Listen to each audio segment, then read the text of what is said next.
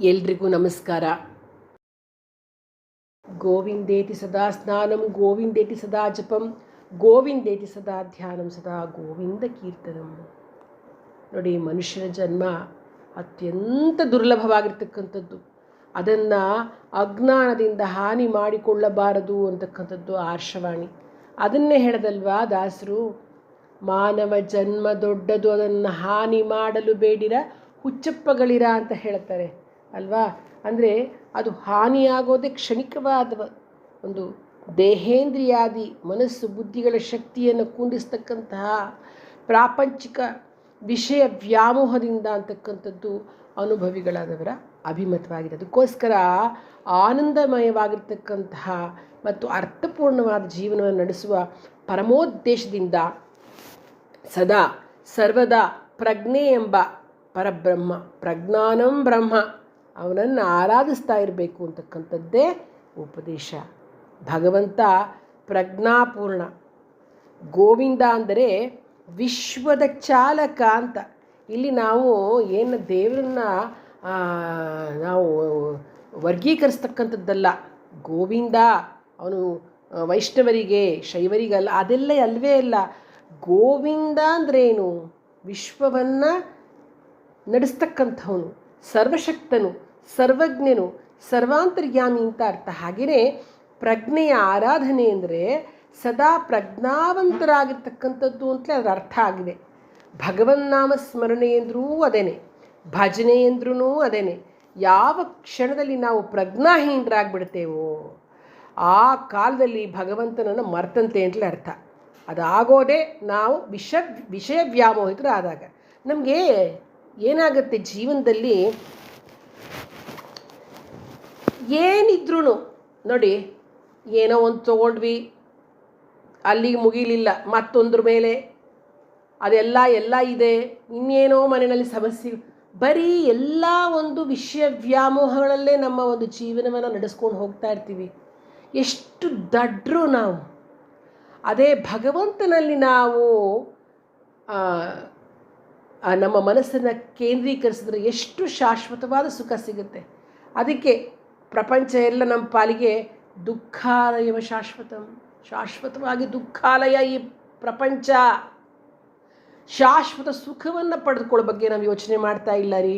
ನಾವು ಕೇವಲ ಏನು ಅಶಾಶ್ವತವಾಗಿರ್ತಕ್ಕಂತಹ ಕ್ಷಣಿಕ ಸುಖಕ್ಕಾಗಿ ನಮ್ಮ ಹೋರಾಟವನ್ನು ನಡೆಸ್ತಾ ಇದ್ದೀವಿ. ಅದನ್ನು ಬಿಟ್ಟು ಸದಾ ಭಗವಂತನನ್ನು ನೆನಪಿಸ್ಕೊಳ್ಬೇಕು. ಭಗವಂತನ ನೆನಪಿಸ್ಕೋಬೇಕು. ಜಹಾ ರಾಮ ಹೇ ವಹಾ ಕಾಮ ನಹಿ, ಜಹಾ ಕಾಮ ಹೇ ವಹಾ ರಾಮ ನಹಿ ಅಂತ. ಎಲ್ಲಿ ಭಗವಂತನನ್ನು ನಾವು ನೆನಪಿಸ್ಕೊಳ್ತಾ ಇರ್ತೀವೋ ಅಲ್ಲಿ ನಮಗೆ ಆಸೆ ಅಂತಕ್ಕಂಥದ್ದು ಬರೋದೇ ಇಲ್ಲ. ಆಸೆ ಏನಾದರೂ ಜಾಸ್ತಿ ಬರ್ತಾ ಇದ್ದರೆ ಭಗವಂತ ಅಲ್ಲಿ ಇರೋದೇ ಇಲ್ಲ.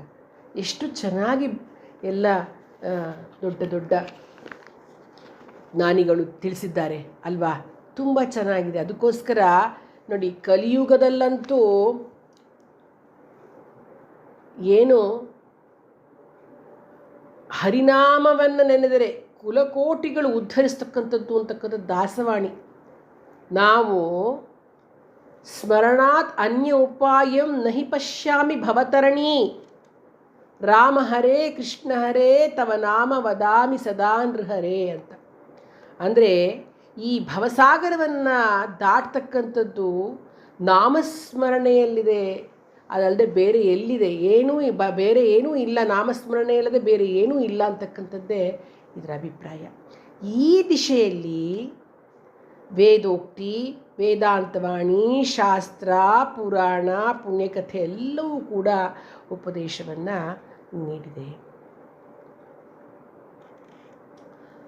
ಇದನ್ನು ಅನುಸರಿಸಿ ಸಾಕ್ಷಾತ್ ಪರಮೇಶ್ವರನ ಅವತಾರವೆನ್ನಿಸಿ ಧರೆಗಿಳಿದು ಬಂದು ಅಂಧಕಾರದಲ್ಲಿರ್ತಕ್ಕಂತಹ ವಿಶ್ವವನ್ನು ಬೆಳಗಲಿಕ್ಕೆ ಅಂತಲೇ ಸಾಧನಾ ಮಾರ್ಗದಲ್ಲಿ ಸಂಚರಿಸಿ ಜ್ಞಾನ ಒಂದೇ ಶ್ರೇಷ್ಠ, ಮತ್ತು ಬೇರೆ ಯಾವುದೂ ಇಲ್ಲ, ಅದೇ ಅದ್ವೈತ, ಪ್ರಜ್ಞಾನದ ಬೆಳಕಿನಲ್ಲೇ ವಿಶ್ವದ ಸಕಲ ವ್ಯವಹಾರಗಳಲ್ಲೂ ನಡೆದಾಗ ಮಾತ್ರ ಪ್ರಕೃತಿಯು ಶಾಂತಿ, ವಿಶ್ವಶಾಂತಿ, ವ್ಯಕ್ತಿಯೂ ಕೂಡ ಶಾಂತಿಯಿಂದಿರಬಹುದು.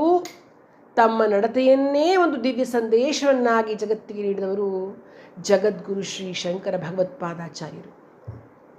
ಅವರು ಮಹಾನ್ ಜ್ಞಾನಪ್ರದವಾದ ಶ್ರೀಮದ್ ಭಗವದ್ಗೀತೆ, ಬ್ರಹ್ಮಸೂತ್ರ, ಉಪನಿಷತ್ತುಗಳು ಇವೆಲ್ಲಕ್ಕೂ ಪ್ರಸ್ಥಾನತ್ರಯಗಳಿಗೆ ಮತ್ತು ವಿಷ್ಣು ಸಹಸ್ರನಾಮ ಮುಂತಾದವುಗಳಿಗೆ ಭಾಷ್ಯವನ್ನು ಬರೆದಿದ್ದಾರೆ. ಅಷ್ಟೇ ಅಲ್ಲ, ವಿವೇಕ ಚೂಡಾಮಣಿ, ಇನ್ನೂ ಸೌಂದರ್ಯ ಲಹರಿ, ಭಜಗೋವಿಂದಂ ಮುಂತಾದ ಸ್ತೋತ್ರಗಳನ್ನು ರಚಿಸಿದ್ದಾರೆ. ಅವೆಲ್ಲವೂ ಕೂಡ ಭಕ್ತಿ ಮಾರ್ಗಕ್ಕೂ ಕರ್ಮಯೋಗಕ್ಕೂ ಜ್ಞಾನಪಥಕ್ಕೂ ಪೂರಕವಾಗಿದೆ. ಅವುಗಳನ್ನೆಲ್ಲವನ್ನು ಪ್ರಕ್ರಿಯೆಗಳು ಅಂತ ಅವರು ಕರೆದಿದ್ದಾರೆ. ಅಂಥದ್ರಲ್ಲಿ ಭಜಗೋವಿಂದಂ ಒಂದು ಪ್ರಕ್ರಿಯೆ. ಇದಾಗಲಿಕ್ಕೆ ಏನು ಹೇಳ್ತಾರೆ ನೋಡಿ, ಎಷ್ಟು ಚೆನ್ನಾಗಿದೆ. ಈ ಒಂದು ಕಥೆ ಇದೆ. ಭಗವತ್ಪಾದರು ಕಾಶಿ ಪಟ್ಟಣದಲ್ಲಿದ್ದಾಗ ಒಂದು ಘಟನೆ ನಡೆಯುತ್ತೆ.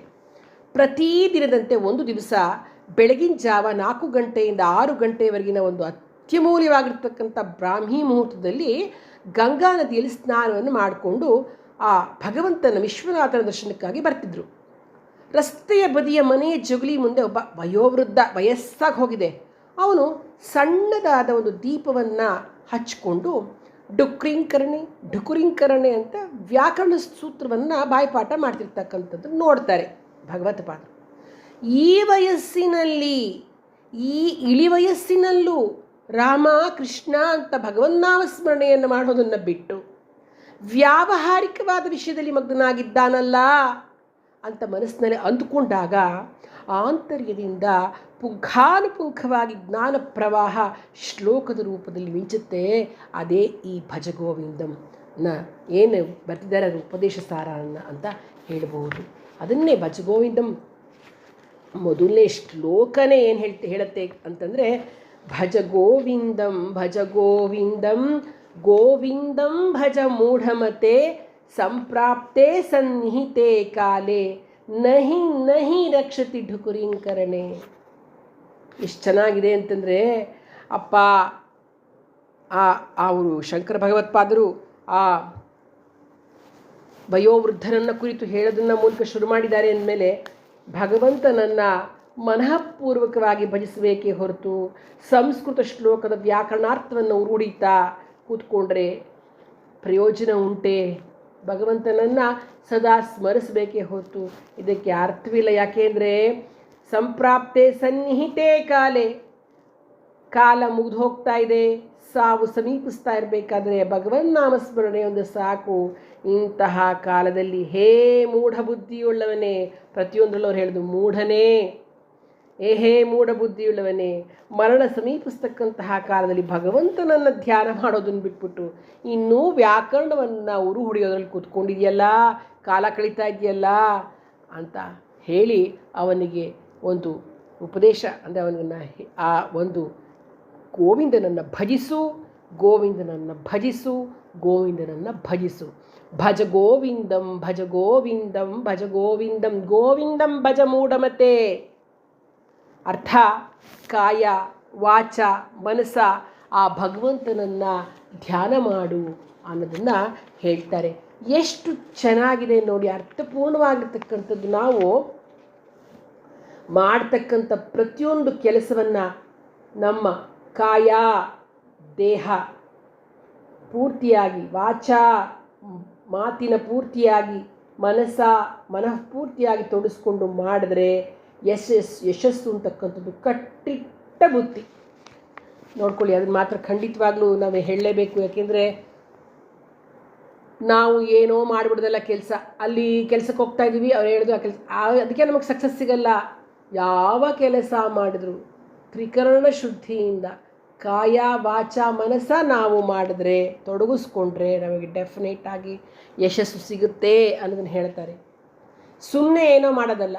ಮಾಲಾ ತೋ ಕರ್ಮೆ ಫಿರೈ ಜೀವ ಫಿರೈ ಮುಖಮಾಹಿ ಮನುವಾ ತೋ 10 ದಿಸ್ ಫಿರೈ ಯಹ ತೋ ಸುಮಿರನ ನಾಹಿ ಅಂದರು ಕಬೀರ್ದಾಸರು.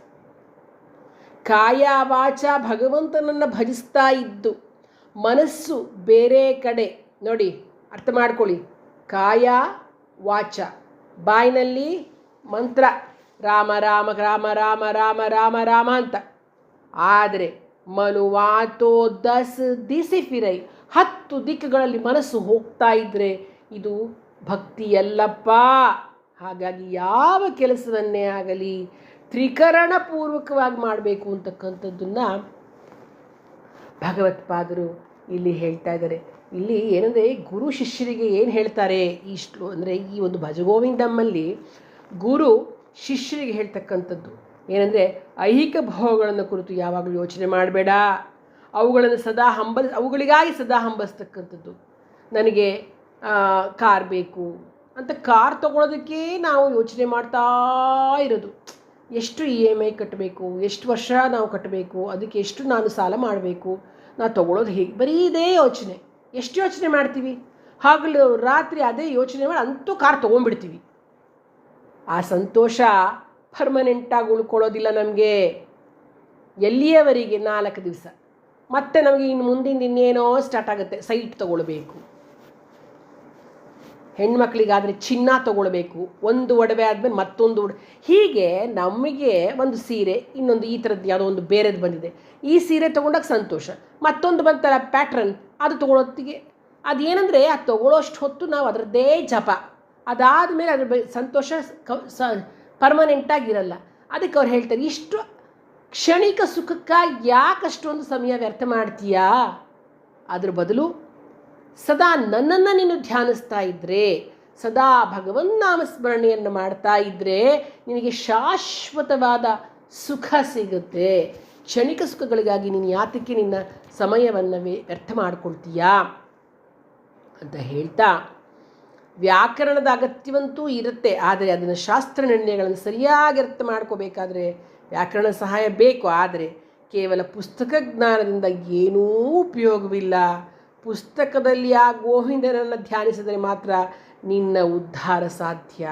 ಬರೀ ಓದೋದಲ್ಲ, ಅರ್ಥ ಮಾಡಿಕೊಂಡು ಅದನ್ನು ನಾವು ಅನುಷ್ಠಾನ ಮಾಡಬೇಕು, ಗೋವಿಂದನನ್ನು ನೆನಿಬೇಕು, ಸದಾ ಅವನನ್ನು ಸ್ಮರಿಸಬೇಕು ಅಂತಕ್ಕಂಥದ್ದನ್ನು ಹೇಳ್ತಾ ಭಜಗೋವಿಂದಂ ಸ್ತೋತ್ರದ ಮೊದಲನೆಯ ಶ್ಲೋಕದಿಂದ ಪ್ರಾರಂಭ ಮಾಡ್ತಾರೆ ಭಗವತ್ಪಾದರು. ಆಮೇಲೆ ಎಷ್ಟು ಚೆನ್ನಾಗಿ ಅವರು ಒಂದೊಂದು ಶ್ಲೋಕದಲ್ಲಿ ನಮಗೆ ತಿಳಿಸ್ಕೊಟ್ಬಿಟ್ಟಿದ್ದಾರೆ ಅಂತಂದರೆ, ತುಂಬ ಕೃತಿಯಲ್ಲಂತೂ ನಿಜವಾಗ್ಲೂ ಅವರು ಒಟ್ಟು ಹೇಳಬೇಕು ಅಂತಂದರೆ ಭಜಗೋವಿಂದಂ ಕೃತಿ ಇದೆಯಲ್ಲ, ಅದು ಪಲ್ಲವಿ ಶ್ಲೋಕ ಎಲ್ಲ ಸೇರಿ ಒಟ್ಟು 31 ಶ್ಲೋಕ ಇದೆ.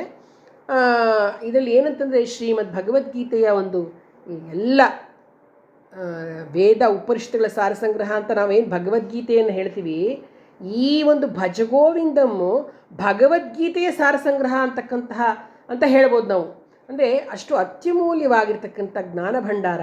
ಇದನ್ನು ನಾವು ಅರ್ಥ ಮಾಡಿಕೊಂಡು ನಾವು ಅದನ್ನು ಆಚರಿಸ್ತಾ ಇದ್ದರೆ ಭಗವಂತ ತಿಳಿಸ್ಕೊಡ್ತಕ್ಕಂತಹ ಎಲ್ಲ ವಿಷಾದ, ವಿಚಾರ, ಕರ್ಮ, ಜ್ಞಾನ, ಸಂನ್ಯಾಸ, ಸಂಯಮ, ವಿಜ್ಞಾನ, ಅಕ್ಷರ, ರಹಸ್ಯ, ವಿಭೂತಿ, ವಿಶ್ವರೂಪ ದರ್ಶನ, ಏನೇನಿತ್ತು ನೋಡಿ, ಭಕ್ತಿ, ವಿವೇಕ, ಸದ್ಗುಣ, ಪುರುಷೋತ್ತಮತ್ವ, ಸಂಪತ್ ವಿಭಾಗ, ಏನೇನು ಭಗವದ್ಗೀತೆಯಲ್ಲಿತ್ತೋ, ಶ್ರದ್ಧಾ, ಮೋಕ್ಷ ಅಂತ 18 ಕೂಡ ಈ ಭಜ ಗೋವಿಂದಮ್ಮಲ್ಲಿ ಸಮನ್ವಯಗೊಂಡಿದೆ. ಇದು ನಿಜವಾಗ್ಲೂ ಹೇಳಬೇಕಂತಂದರೆ ಸಾಕ್ಷಾತ್ ಪರಮೇಶ್ವರನ ಅವತಾರಿಯಾಗಿರ್ತಕ್ಕಂತಹ ಭಗವತ್ಪಾದರ ಶ್ರೀಮುಖದಲ್ಲಿ ಆಡಿರ್ತಕ್ಕಂಥ ಪದ್ಮ ಅಲ್ವೇ ಇದು. ಅಷ್ಟು ಅದ್ಭುತವಾಗಿರ್ತಕ್ಕಂಥದ್ದು. ಇದು ಒಂದು ಮೋಹಮುದ್ಗರ ಭಜಗೋವಿಂದ ಸ್ತೋತ್ರ ಅಂತ ಹೇಳ್ತಕ್ಕಂಥದ್ದು.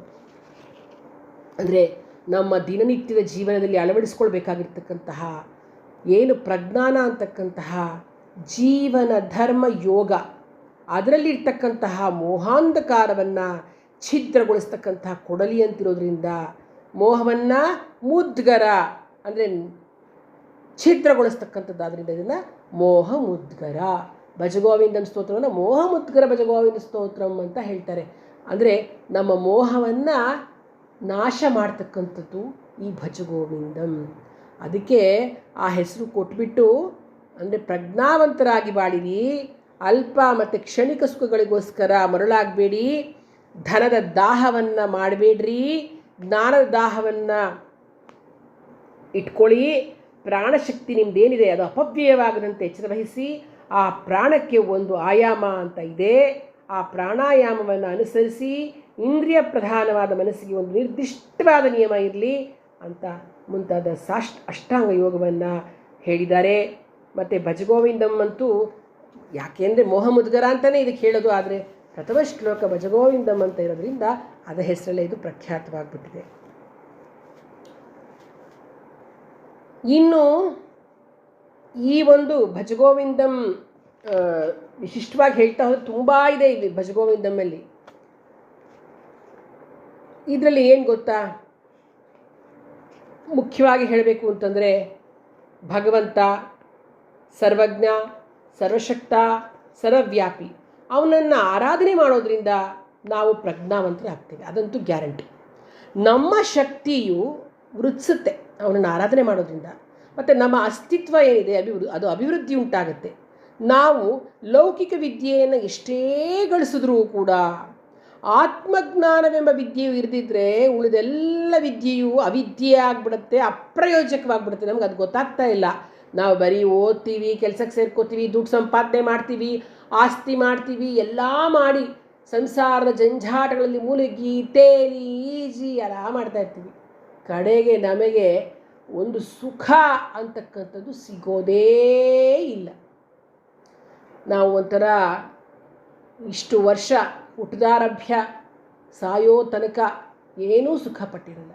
ಅದೇ ನಾವು ಭಗವಂತನನ್ನು ಅರಿಯುವ ಪ್ರಜ್ಞಾನವೆಂಬ ಈ ವಿದ್ಯೆಯನ್ನು ಅರ್ಥ ಮಾಡಿಕೊಂಡು ಬಿಟ್ಟಿದ್ದರೆ ಖಂಡಿತವಾಗಲೂ ಉಳಿದೆಲ್ಲವೂ ಅವಿದ್ಯೆ ಅಂತ ಅನ್ನಿಸಿ ನಾವು ಚೆನ್ನಾಗೇ ಇರ್ತಾಯಿದ್ವಿ. ಈಗೇನಾಯಿತು, ಆತ್ಮಜ್ಞಾನವೆಂಬ ವಿದ್ಯೆ ಇರದಿದ್ದರೆ ಉಳಿದೆಲ್ಲವೂ ಅವಿದ್ಯೆ ಅಂತ ಅನಿಸ್ಬಿಟ್ಟು ಅಪ್ರಯೋಜಕವಾಗುತ್ತೆ, ದುಃಖಪ್ರದವಾಗತಕ್ಕಂಥದ್ದು. ಆದ್ದರಿಂದ ಅಯ್ಯೋ ಹೋಗಯ್ಯ, ನಾನೇ ಸಾಯ್ತಾ ಇದ್ದೀನಿ, ನಂದೇ ನಂಗಾಗಿದೆ ಅಂತ ಹೇಳ್ತಾರೆ ನೋಡಿ. ಪ್ರತಿ ಕ್ಷಣವೂ ಸಾಯುತ್ತಾ ಸಾಯುತ್ತಾ ಬದುಕ್ತಾ ಇರ್ತೀವಿ. ಯಾವ ವಿದ್ಯೆಯೂ ನಮ್ಮನ್ನು ರಕ್ಷಿಸಲ್ಲ.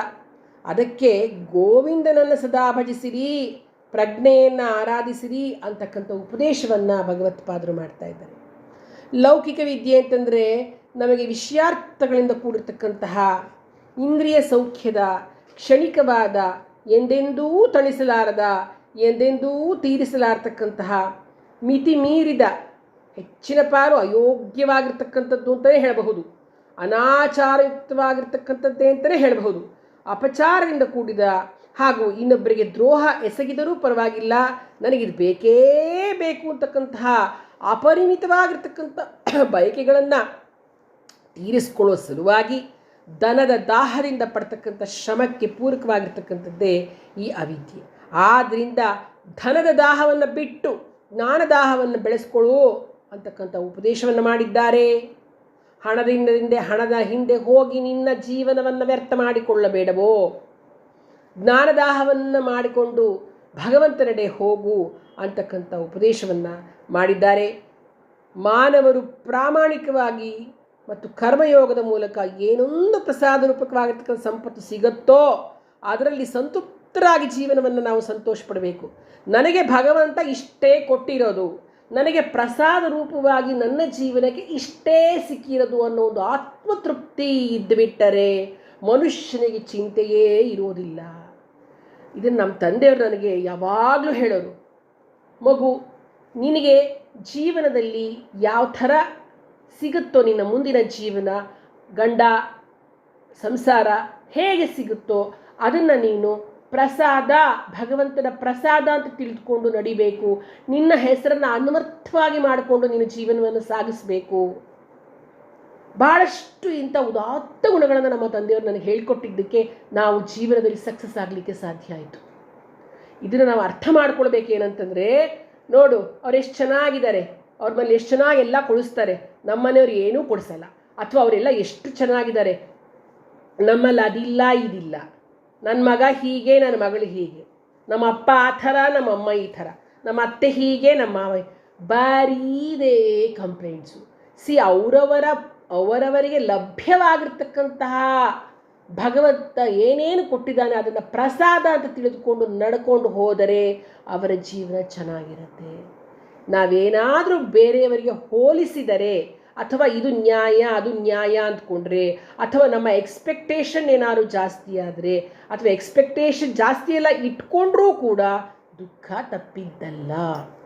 ಹಾಗಾಗಿ ಬಂದದ್ದೆಲ್ಲ ಬರಲಿ, ಗುರುರಾಯರ ದಯವಂದಿರಲಿ ಅನ್ನೋ ಹಾಗೆ ಏನು ಬಂದರೂ ಆ ಭಗವಂತನ ಕೃಪೆ ಇದ್ದರೆ ಸಾಕು, ಅದು ನಡೆಸ್ಕೊಂಡು ಹೋಗುತ್ತೆ ಅನ್ನೋ ಒಂದು ಮನೋಭಾವದಿಂದ ಇರಬೇಕು ಅಂತಕ್ಕಂಥದ್ದನ್ನು ಭಗವತ್ಪಾದರು ತಿಳಿಸಿದ್ದಾರೆ. ಪ್ರಾಮಾಣಿಕವಾಗಿ ಅಂತಂದರೆ ಭಗವಂತನಿಂದಲೇ ಪ್ರಮಾಣೀಕರಿಸಲ್ಪಟ್ಟಿರ್ತಕ್ಕಂಥದ್ದು. ಅಂದರೆ ಭಗವದ್ಗೀತೆಯಲ್ಲಿ ಏನು ಬಂದಿರುತ್ತೋ ಅದು ಪ್ರಾಮಾಣಿಕವಾಗಿರ್ತಕ್ಕಂಥದ್ದು. ಹಾಗಾಗಿ ಮನಸ್ಸು ಹೊರಗಡೆಯ ವಿಷಯಾರ್ಥಗಳಿಗೆ, ಮರಳು ಮಾತುಗಳಿಗೆ, ಬಣ್ಣ ಬಣ್ಣದ ವೈವಿಧ್ಯತೆಗಳಿಗೆ ಮಾರು ಹೋಗಬಾರ್ದು. ಅಂತರ್ಮುಖಿ ಹಾಕ್ಕೊಂಡು ನೋಡ್ಬೇಕು. ನಾವು ನಿಶ್ಚಯಾತ್ಮಕವಾಗಿರ್ತಕ್ಕಂಥ ಬುದ್ಧಿಯನ್ನು ಆಶ್ರಯಿಸ್ತಕ್ಕಂಥದ್ದೇ ಪ್ರಾಣಾಯಾಮ. ಹಾಗೆ ನಾವು ಒಳತಂದ ಮನಸ್ಸಿಗೆ ಪ್ರಜ್ಞಾತ್ಮಕವಾದ ಭಗವನ್ನಾಮಸ್ಮರಣೆ ಎಂಬ ಪ್ರತ್ಯಾಹಾರವನ್ನು ನೀಡತಕ್ಕಂಥದ್ದೇ ಪ್ರತ್ಯಾಹಾರ. ಆ ನಿಯಮಗೊಂಡ ಮನಸ್ಸು ಇದೇ ಶಾಂತಿ ನೆಮ್ಮದಿ ನೀಡೋದಾದ್ರಿಂದ ಇದೇ ಬೇಕು ಎನ್ನುವುದೇ ಜಪ. ಅರ್ಥ ಮಾಡ್ಕೊಳ್ಳಿ ಎಷ್ಟು ಚೆನ್ನಾಗಿದೆ ಪ್ರಾಣಾಯಾಮ, ಪ್ರತ್ಯಾಹಾರ. ಆ ಜಪ ಏನು, ನನಗೆ ಈ ಶಾಂತಿನೇ ಬೇಕು ಅಂತ ನಮ್ಮ ಮನಸ್ಸು ಹೇಳ್ತಾ ಇರಬೇಕು. ಅದು ಜಪ.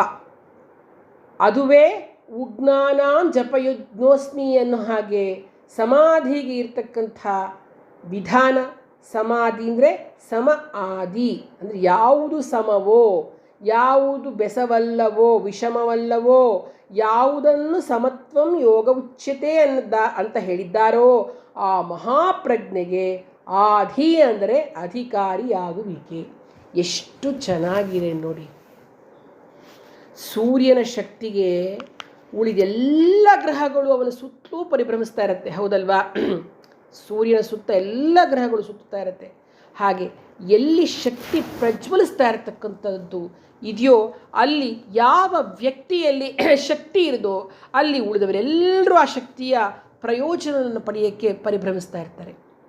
ಮರುಳಾದರೆ ನಮ್ಮಲ್ಲಿರುವ ಶಕ್ತಿ ಕುಂದುತ್ತೆ, ಆದ್ದರಿಂದ ಎಚ್ಚರವಿರಲಿ ಅಂತಕ್ಕಂಥದ್ದನ್ನು ಹೇಳ್ತಾರೆ ಭಗವತ್ಪಾದರು. ಅರ್ಥ ಮಾಡ್ಕೊಳ್ಳಿ. ನಾವೇನಾದರೂ ನಮ್ಮ ಶಕ್ತಿಯನ್ನು ಅಪವ್ಯಯ ಮಾಡಿಬಿಟ್ರೆ ನಮ್ಮ ಶಕ್ತಿ ಕುಂದು ಹೋಗ್ಬಿಡತ್ತೆ. ಮತ್ತೆ ಒಂದು ಶ್ಲೋಕದಲ್ಲಿ ಹೇಳ್ತಾರೆ, ಜೀವಿತದ ಕಾಲ ಅತ್ಯಮೂಲ್ಯವಾಗಿರ್ತಕ್ಕಂಥದ್ದು. ಕಾಲವು ನಮ್ಮೊಡನೆ ಕ್ರೀಡಿಸ್ತಾ ಇದೆ. ನಮಗರಿವಿಲ್ಲದಂತೆ ನಮ್ಮ ದೇಹದಲ್ಲಿರ್ತಕ್ಕಂಥ ಶಕ್ತಿ ಕುಂದಿ ವೃದ್ಧಾಪ್ಯ ಸನ್ನಿಹಿತವಾಗ್ತಾ ಇದೆ. ಆಯಸ್ಸು ಮುಗಿತಾ ಇದೆ. ಎಚ್ಚರ ಇರಲಿ. ಪ್ರತಿಯೊಂದು ಕ್ಷಣದಲ್ಲೂ ಪ್ರಜ್ಞೆ ಎಂಬ ಭಗವಂತನನ್ನು ಆರಾಧಿಸ್ತಾ ಆ ಪರಂಜ್ಯೋತಿಯ ಬೆಳಕಿನಲ್ಲಿ ಜೀವನವನ್ನು ಸಾರ್ಥಕಪಡಿಸ್ಕೊಳ್ಳಿ, ವೇಸ್ಟ್ ಮಾಡಬೇಡಿ ಅಂತ ಹೇಳ್ತಾ ಇದ್ದಾರೆ. ಎಷ್ಟು ಚೆನ್ನಾಗಿ ಒಬ್ಬ ಗುರು ಶಿಷ್ಯನನ್ನು ಪ್ರೀತಿಯಿಂದ ಬಡದೆಬ್ಸೋ ಅಂಥ ಕೆಲಸವನ್ನು ಭಜಗೋವಿಂದಂನಲ್ಲಿ ಭಗವತ್ಪಾದರು ಮಾಡ್ತಾ ಇದ್ದಾರೆ. ಒಂದು ಶ್ಲೋಕದಲ್ಲಿ ಬರುತ್ತೆ, ಬಾಲಸ್ತಾವತ್ ಕ್ರೀಡಾಸಕ್ತಃ ತರುಣಸ್ತಾವತ್ ತರುಣೀಸಕ್ತಃ ವೃದ್ಧಸ್ತಾವತ್ ಚಿಂತಾಸಕ್ತಃ ಪರೇ ಬ್ರಹ್ಮಣಿ ಕೋಪಿನ ಸಕ್ತಃ. ಎಷ್ಟು ಚೆನ್ನಾಗಿ ಹೇಳಿದ್ದಾರೆ ನೋಡ್ರಿ. ನಮಗೆ ಏನು ಗೊತ್ತಾ, ನಾವು ಬಾಲ್ಯದಲ್ಲಿ ಆಟ ಆಡಿದ್ರೆ ನಮಗೆ ಜ್ಞಾನ ಆಯಿತಾ. ಬಾಲಸ್ತಾವತ್ ಕ್ರೀಡಾಸಕ್ತಃ ತರುಣಸ್ತಾವತ್ ತರುಣೀಸಕ್ತಃ ಅಂದರೆ ಹುಡುಗ ಯೌವನಕ್ಕೆ ಬಂದಾಗ ಹುಡುಗನಿಗೆ ಹುಡುಗಿ ಮೇಲೆ, ಹುಡುಗಿಗೆ ಹುಡುಗನ ಮೇಲೆ, ಯುವತಿಗೆ ಯುವಕನ ಮೇಲೆ, ಯುವಕನಿಗೆ ಯುವತಿಯ ಮೇಲೆ ವ್ಯಾಮೋಹ. ವೃದ್ಧಸ್ತಾವತ್ ಚಿಂತಾಸಕ್ತಃ ಆಯಿತು, ವಯಸ್ಸಾಯಿತು ಅಂದಾಗ ಮತ್ತೆ ನನ್ನ ಬಗ್ಗೆ ಜ್ಞಾನವಿಲ್ಲ, ಭಗವಂತನ ಬಗ್ಗೆ ಜ್ಞಾನ ಇಲ್ಲ, ಚಿಂತೆ. ಅಯ್ಯೋ ನನ್ನ ಮಕ್ಕಳು ನನ್ನ ಮಾತು ಕೇಳದೆ ಈ ರೀತಿ ಮಾಡ್ತಾ ಇದ್ದಾರಲ್ಲ, ಅಥವಾ ಅಯ್ಯೋ ಅವನಿಗೆ ಹಿಂಗಾಗೋಯ್ತಲ್ಲ, ನಾನು ಮಾಡಿಟ್ಟಿರೋ ಆಸ್ತಿನಲ್ಲಿ ಪಾಲು ಕೇಳ್ತಾ ಇದ್ದಾನಲ್ಲ, ಅಥವಾ ನನಗೆ ಆಸ್ತಿನೇ ಇಲ್ಲದಂಗೆ ಆಗ್ತಾ ಇದೆಯಲ್ಲ, ಏನೇನೇನೇನೋ ಚಿಂತೆ ಮುದುಕರಾದ ಮೇಲೆ. ಹಾಗಿದ್ರೆ ಬಾಲ್ಯಾವಸ್ಥೆ ಆಯಿತು, ಯೌವನಾವಸ್ಥೆ ಆಯಿತು, ವೃದ್ಧಾವಸ್ಥೆ ಆಯಿತು, ಮತ್ತು ಇನ್ಯಾವಾಗ ನನ್ನ ಅಂದರೆ ಪರಬ್ರಹ್ಮನನ್ನು ಯಾರಿಗೂ ಯಾವಾಗಲೂ ಆಸಕ್ತಿಯೇ ಇಲ್ಲವಲ್ಲ, ಎಂತಹ ವಿಪರ್ಯಾಸ ರೀ. ಅದನ್ನು ತುಂಬ ಚೆನ್ನಾಗಿ ಶ್ಲೋಕಗಳಲ್ಲಿ ಒಂದೊಂದು ಶ್ಲೋಕನೂ ಅಣಿಮುತ್ತುಗಳು ಅಂಥ ಚೆನ್ನಾಗಿ ಭಗವತ್ಪಾದರು ಪ್ರತಿಯೊಂದು ಶ್ಲೋಕದಲ್ಲಿಯೂ ನಮ್ಮನ್ನು ಎಚ್ಚರಿಸಿದ್ದಾರೆ. ಜ್ಞಾನಕ್ಕೆ ಆಶ್ರಯವಾಗಿರ್ತಕ್ಕಂತಹ ಭಗವದ್ಗೀತೆ, ಸ್ವಶಾಖೋಪನಿಷತ್, ಇದನ್ನು ತುಂಬ ಮುಖ್ಯವಾಗಿ ಪ್ರತಿಯೊಬ್ಬರು ಏನು ಮಾಡಬೇಕು ಅಂತ ಹೇಳ್ತಾರೆ ಅಂದರೆ, ಪ್ರತಿನಿತ್ಯ ಭಗವದ್ಗೀತೆಯನ್ನು ಅಟ್ಲೀಸ್ಟ್ ನೋಡಿರಿ, ನಾನು ಹೇಳೋದಿಷ್ಟೇ, ದಿನಕ್ಕೆ 2 ಶ್ಲೋಕವನ್ನಾದರೂ ಕುವೆಂಪುರವರು ಏನು ಬಯೋಗ್ರಾಫಿ ಓದ್ತಾ ಇದ್ಬೇಕಾದ್ರೆ ಅವ್ರು ಹೇಳ್ತಾರೆ, ನಾನು ಅಂದರೆ ಕುವೆಂಪುರವರು ಫಸ್ಟ್ ಇಯರ್ PUCಗೆ ಸೇರಿಕೊಂಡಾಗಿಂದ ಸ್ಟಾರ್ಟ್ ಮಾಡ್ಕೊಂಡಿರುತ್ತೆ ಭಗವದ್ಗೀತೆ ಓದೋದನ್ನು.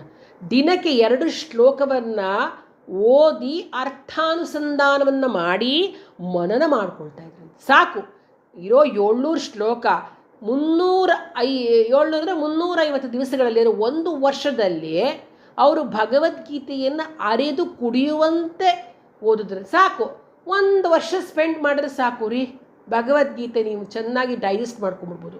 2 ಶ್ಲೋಕವನ್ನು ಚೆನ್ನಾಗಿ ಓದಿ ಅರ್ಥ ಮಾಡ್ಕೊಳ್ಬೇಕು, ಗಟ್ ಮಾಡೋದಲ್ಲ. 2 ಶ್ಲೋಕನ ಅಥವಾ ನಿಮ್ಮ ಕೈಯಲ್ಲಿ ಆಗಲೇ ಇಲ್ಲ, 1 ಶ್ಲೋಕ ಇಟ್ಕೊಳ್ಳಿ, ಅದರ ಅರ್ಥಾನುಸಂಧಾನವನ್ನು ಚೆನ್ನಾಗಿ ಅರ್ಥ ಮಾಡ್ಕೊಳ್ಳಿ, ಅದನ್ನು ಮನನ ಮಾಡ್ಕೊಳ್ಳಿ, ನಮ್ಮ ಈ ಒಂದು ಸದ್ಯದ ಪರಿಸ್ಥಿತಿಯಾಗಿ ಅದನ್ನು ಅನ್ವಯಿಸ್ಕೊಳ್ಳಿ. ಅದನ್ನು ನೀವು ಉದ್ಧಾರ ಮಾಡ್ಕೊಳ್ತಾ ಹೋದರೆ ಯಾವ ವೇದ ಉಪನಿಷತ್ತು ಎಲ್ಲದರ ಸಾರವೇ ಭಗವದ್ಗೀತೆ ಆಗಿರ್ತಕ್ಕಂಥದ್ದು. ಆದ್ದರಿಂದ ಅದು ನಮ್ಮನ್ನು ಎಲ್ಲಿ ಕೊಂಡೊಯ್ಯುತ್ತೆ ಅಂತಂದರೆ ಮೋಕ್ಷವನ್ನು ಪಡೆಯೋದ್ರಲ್ಲಿ ಕೊಂಡೊಯ್ಯುತ್ತೆ. ಅದಕ್ಕೆ ಭಗವತ್ಪಾದರು ಹೇಳ್ತಾರೆ, ಭಗವದ್ಗೀತೆಯನ್ನು ಓದ್ತಕ್ಕಂಥದ್ದು ಸ್ವಶಾಖೋಪನಿಷತ್ತು. ಅಂದರೆ ನಮ್ಮ ಋಗ್ವೇದ, ಯಜುರ್ವೇದ, ಸಾಮವೇದ, ಅಥರ್ವಣ ವೇದದಲ್ಲಿ 4 ಶಾಖೆಗಳಿಗೂ ಆ ಉಪನಿಷತ್ತಿನ ಮಂತ್ರಗಳಿರ್ತಕ್ಕಂಥದ್ದು. ಅದನ್ನು ಅಧ್ಯಯನ ಮಾಡಿ ಪ್ರತಿಯೊಬ್ಬ ವಿದುಹು, ಪ್ರತಿಯೊಬ್ಬನೂ ಕೂಡ ಇದನ್ನು ಬ್ರಾಹ್ಮಣನಾಗಿರ್ತಕ್ಕಂಥವ್ನು, ಅಂದರೆ ಬ್ರಹ್ಮನನ್ನು ಅನುಸರಿಸ್ತಕ್ಕಂಥವನು ಇದನ್ನು ಪ್ರತಿನಿತ್ಯವೂ ಭಗವದ್ಗೀತೆ ಸ್ವಶಾಖ ಉಪನಿಷತ್ತನ್ನು, ವಿಷ್ಣು ಸಹಸ್ರನಾಮವನ್ನು, ರುದ್ರಾಚಮೆಯನ್ನು, ಪುರುಷ ಸೂಕ್ತವನ್ನು, ಇದಿಷ್ಟು ಎಲ್ಲ ಮಾಡಬೇಕು. ಕಡೆ ಪಕ್ಷ ಇಷ್ಟನ್ನಾದರೂ ಪ್ರತಿನಿತ್ಯ ಅವನು ಅಧ್ಯಾಯ ಮಾಡಿದ್ರೆ ಚಿತ್ತಶುದ್ಧಿಯಾಗಿ ನಿಜವಾಗಿಯೂ ಅವನು ಕರ್ಮಯೋಗಿಗಳಾಗ್ತಾನೆ. ಕಾಶಿ ಯಾತ್ರೆ, ಗಂಗಾ ಸ್ನಾನ, ತುಂಗಾಪಾನ, ವ್ರತ, ಪೂಜೆ ಮುಂತಾದವುಗಳು ಎಲ್ಲ ಬಾಹ್ಯಾಡಂಬರಗಳು. ಇವಕ್ಕೆ ಎಲ್ಲದಕ್ಕಿಂತ ಅಂತರಾರ್ಥವನ್ನು ಅರ್ತು ಸಾ ಕಾಶೀಕಾಹಂ ನಿಜಬೋಧ ರೂಪ ಅನ್ನೋ ಹಾಗೆ ಸಾರ್ಥಕ್ಯದಿಂದ ಸಂಪನ್ನರಾಗಿರಲಿ ಅಂತಕ್ಕಂಥದ್ದು ಆಚಾರ್ಯರ ಉಪದೇಶವಾಗಿರ್ತಕ್ಕಂಥದ್ದಾಗಿದೆ.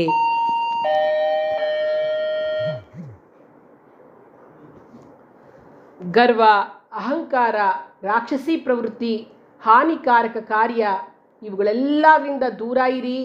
ನಿಮ್ಮ ನಿಜ ಸ್ವರೂಪ ದರ್ಶನಕ್ಕಾಗಿ ಪ್ರಯತ್ನ ಮಾಡಿ. ತನ್ಮೂಲಕ ಸಕಲ ಭಯವೂ ನಿವಾರಣೆಯಾಗುತ್ತೆ.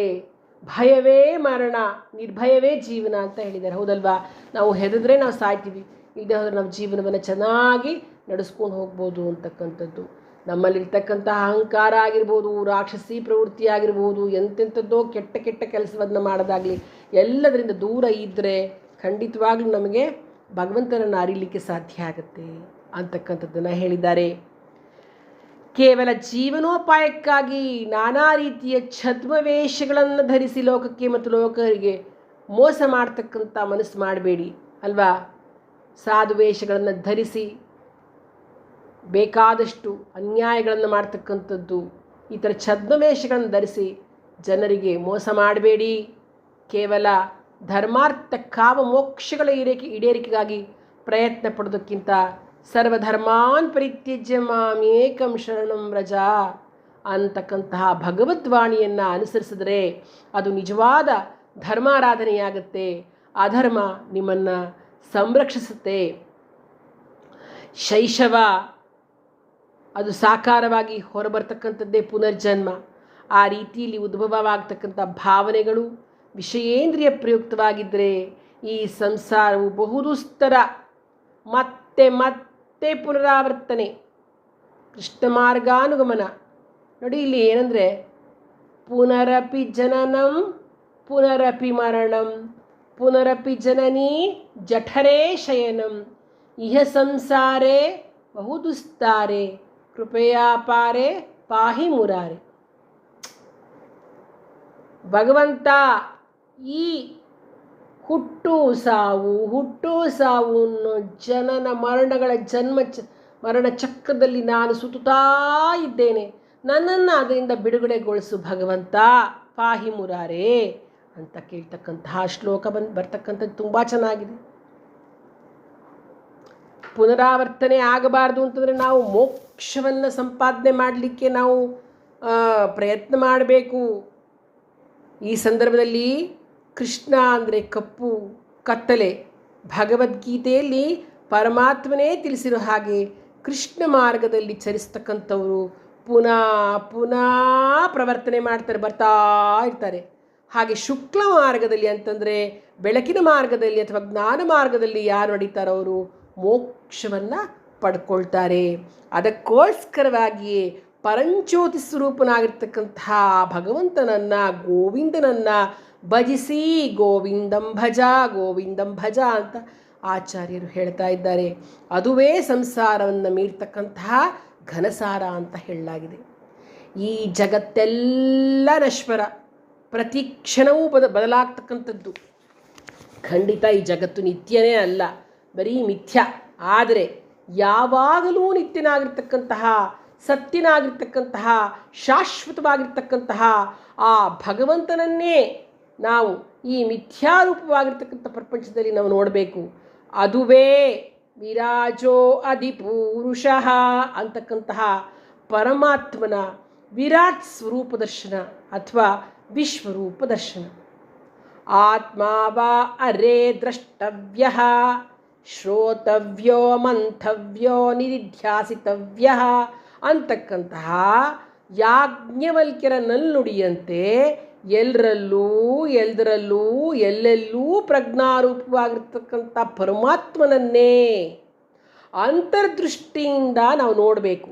ಆಗ ಮಾತ್ರ ಯಸ್ಮಿನ್ ಸರ್ವಾಣಿ ಭೂತಾನಿ ಆತ್ಮೈವ ಭೂದ್ವಿಜಾನತಃ ತಸ್ಯ ಕೋ ಮೋಹಕ್ಕ ಶೋಕ ಏಕತ್ವಮನುಪಶ್ಯತಃ ಅಂತಕ್ಕಂತಹ ಉಪನಿಷದ್ವಾಣಿಯಂತೆ ಕೇವಲ ಆನಂದ ಮಾತ್ರ ಲಭಿಸುತ್ತೆ ನೋಡಿ. ನಮಗೆ ಭಕ್ತಿ ಅಂದರೆ ಭಗವಂತನಲ್ಲಿ ಅನುರಕ್ತಿ, ಸ್ವಸ್ವರೂಪ ಅನುಸಂಧಾನಂ ಭಕ್ತಿ ಇತಿ ಅಭಿಧೀಯತೆ ಅಂತ ಭಕ್ತಿ ಸಕಲ ಗುಣ ಸಂಪನ್ನವಾಗಿರ್ತಕ್ಕಂತಹ ಚತುರ್ಥ ಸ್ಥಿತಿಯಲ್ಲಿರಬೇಕು. ಅದು ನಿಜವಾದ ಜ್ಞಾನಿಯ ಲಕ್ಷಣ. ಅದು ನಮ್ಮ ಜೀವನ ಕ್ರಮದಲ್ಲಿ ಪರಮೋನ್ನತವಾದ ಸ್ಥಿತಿಯಾಗಿದೆ. ಅದೇ ಬ್ರಾಹ್ಮಿ ಸ್ಥಿತಿಯಾಗಿರುತ್ತೆ. ಈ ಲಕ್ಷಣಗಳನ್ನು ಗೀತೆಯಲ್ಲಿ ಸವಿಸ್ತಾರವಾಗಿ ಹೇಳಿದ್ದಾರೆ. ಅದರ ಅನುಸರಣೆ ಮಾತ್ರ ನಮ್ಮಲ್ಲೇ ಹೃದಯಸ್ಥನಾಗಿರ್ತಕ್ಕಂತಹ ಭಗವದ್ ದರ್ಶನವನ್ನು ಮಾಡಿಸ್ಬೋದು. ಅದನ್ನೇ ಪಾದೋಸ್ಯ ವಿಶ್ವಭೂತಾನಿ ಅಂತ ಗುರುಚರಣಾಂಬುಜ ನಿರ್ಭರ ಭಕ್ತ. ಎಷ್ಟು ಚೆನ್ನಾಗಿದೆ ನೋಡಿ. ಆ ಭಜಗೋವಿಂದಮ್ಮನ ಒಂದು ಕಡೆಯ ಶ್ಲೋಕ 31ನೇ ಶ್ಲೋಕದಲ್ಲಿ ಹೇಳ್ತಾರೆ, ಗುರುಚರಣಾಂಬುಜ ನಿರ್ಭರ ಭಕ್ತ ಸಂಸಾರಾದ ಚಿದಾದ್ಭವ ಮುಕ್ತ ಸೇಂದ್ರಿಯ ಮಾನಸ ನಿಯಮ ದೇವಂ ದ್ರಕ್ಷಸಿ ನಿಜ ಹೃದಯಸ್ಥಂ ದೇವಂ ಅಂತ ಹೇಳ್ತಾರೆ. ಎಷ್ಟು ಚೆನ್ನಾಗಿದೆ.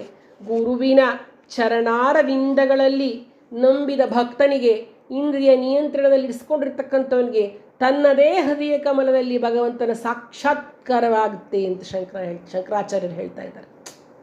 ಗುರುವಿನ ಚೇಲ ಜ್ಞಾನನಲ ಹೇ. ಶಿಷ್ಯನಿಗೆ ಜ್ಞಾನಾರ್ಜನೆಯಾಗಬೇಕಾದ್ರೆ, ಶಿಷ್ಯನಿಗೆ ಜ್ಞಾನ ಬರಬೇಕಾದ್ರೆ ಸದ್ಗುರುವಿನ ಸಹಾಯ ಬೇಕೇ ಬೇಕು. ಅವನಿಗೆ ಗುರುವಿನ ಮೇಲೆ ನಂಬಿಕೆ ಇರಲೇಬೇಕು. ನಂಬಿಕೆನೇ ಮನುಷ್ಯನ ಪವಿತ್ರವಾದ ಶಕ್ತಿ ಅಂತ ಹೇಳ್ಬೋದು. ಹಾಗಾಗಿ ವಿದ್ಯೆಯನ್ನು ಕಲಿಬೇಕಾದ್ರೆ ಸದ್ಗುರುಗಳ ಸೇವೆ ಅಥವಾ ಹೆಚ್ಚಿನ ಹಣ ಅಥವಾ ಪರಸ್ಪರ ವಿದ್ಯೆ ವಿನಿಮಯ, ಈ ರೀತಿ 3 ಮಾರ್ಗಗಳಿದೆ. ಈಗಿನ ಕಾಲದಲ್ಲಿ ಜಾಸ್ತಿ ಹಣ ಕೊಟ್ಟು ಗುರುವಾದವನಿಗೆ ಕೊಟ್ಟು ಗುರುವಿನ ಖುಷಿ ಪಡಿಸ್ಬಿಟ್ಟು ಅದರಿಂದ ತಮಗೆ ಬೇಕಾಗಿರ್ತಕ್ಕಂಥ ವಿದ್ಯೆಯನ್ನು ಸಂಪಾದಿಸ್ಕೊಳ್ತಕ್ಕಂಥದ್ದು ಬಂದುಬಿಟ್ಟಿದೆ. ಇನ್ನು ಸದ್ಗುರು ಸೇವೆಯಿಂದ ಕಲಿತ ವಿದ್ಯೆಯೇ ನಿಜವಾದ ವಿದ್ಯೆ ಅಂತ ಹೇಳಬಹುದು. ಈ ಪ್ರಪಂಚದಲ್ಲಿ ಎಲ್ರಿಗೂ ನಿಂದೆ ತಿರಸ್ಕಾರಗಳು ಬಂದೇ ಬರುತ್ತವೆ. ದುಷ್ಟರಿಂದ ನಿಂದಿಸಲ್ಪಟ್ಟಿದ್ದವರೇ ಯಾರು ಇಲ್ಲ ಅಂತಲೇ ಹೇಳ್ಬೋದು. ಯಾರು ಏನೇ ಸತ್ಕಾರ್ಯಗಳನ್ನೇ ಮಾಡಲಿ, ಎಷ್ಟೇ ಒಳ್ಳೆಯವರಾಗಲಿ, ನಮ್ಮ ಮೋದಿ ಅಂಥವ್ರನ್ನೇ ಬಿಡಲ್ಲ ಜನ. ಆಡ್ಕೋತಾ ಇರ್ತಾರೆ. ಹಾಗೆ ಬರೀ ದೋಷಗಳನ್ನೇ ನೋಡ್ತಾ ಹೋದರೆ ನಾವೇನು ಕಲಿಯಲ್ಲ, ಯಾವುದನ್ನು ಕಲಿಯಲ್ಲ. ನಾವು ಯಾವತ್ತೂ ಯಾರಲ್ಲೂ ಕುಂದುಗಳನ್ನು ನೋಡಬಾರ್ದು. ಕೇವಲ ಒಳ್ಳೆಯದನ್ನು ಮಾತ್ರ ನೋಡುವ ಅಭ್ಯಾಸವನ್ನು ಮಾಡಿಕೊಳ್ಬೇಕು. ಗುರುವಿನಲ್ಲಿ ದೋಷ ಹುಡುಕೋದಾಗಲಿ, ಅವರನ್ನು ನಿಂದಿಸುವುದಾಗಲಿ ಮಾಡಬಾರ್ದು. ಗುರು ನಿಂದನೆಯನ್ನು ಕೂಡ ನಾವು ಕೇಳಬಾರ್ದು. ಸದ್ಗುರುವನ್ನು ನಂಬಿದ ಭಕ್ತ ತನ್ನ ಇಂದ್ರಿಯಗಳನ್ನು ನಿಯಂತ್ರಣದಲ್ಲಿರಿಸಿಕೊಂಡ್ರೆ ತನ್ನಲ್ಲೇ ಭಗವಂತನನ್ನು ಕಾಣ್ತಾನೆ.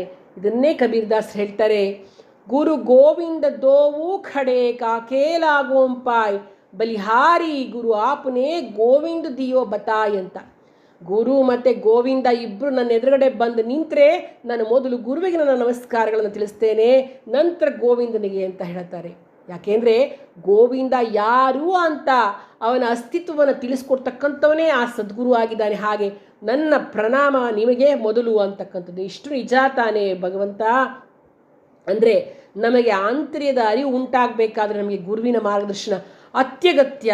ಗುರುವಿನ ಗುಲಾಮನಾಗುವ ತನಕ ದೊರೆಯದಣ್ಣ ಮುಕುತಿ ಅಂತ ಆ ಗುರುವಿಗೆ ಶರಣಾದರೆ ಆ ಗೋವಿಂದ ನಮ್ಮಲ್ಲೇ ಗೋಚರಿಸ್ತಾನೆ.